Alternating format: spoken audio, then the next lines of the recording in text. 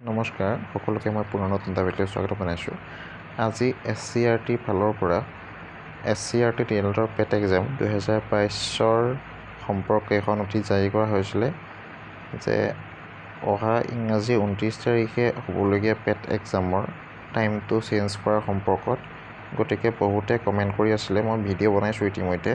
বহুতে কমেণ্ট কৰি আছিলে এখন ফেক বা নতুন এডমিট আহিবনে নাই।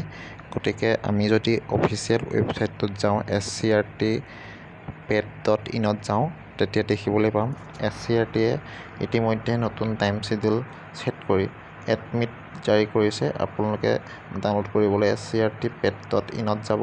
তাৰপাছত যোৱাৰ লগে লগে ছাইটটোত যোৱাৰ লগে লগে আপোনালোকে দেখিছে, এখন নিশ্চয় দেখিছে, এইটো আহি গৈছে new pre entry test PET 2022 will be held from 2 PM to 4 PM on 29/5/2022 instead of earlier 11 AM to 1 PM.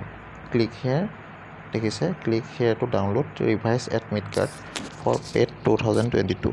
গতিকে আপোনালোকে অতি সোনকালে আপোনালোকৰ এডমিট কাৰ্ডটো ডাউনলোড কৰি লওক অফিচিয়েল ৱেবছাইটৰ পৰা গৈ। এই নতুনকৈ ডাউনলোড কৰা এডমিট কাৰ্ডখনত আপোনালোকে যি ৰিভাইজ টাইম জাৰি কৰিছে সেই এডমিট কাৰ্ডখন ডাউনলোড কৰিব পাৰিব। গতিকে আজি ইমানেই, ধন্যবাদ।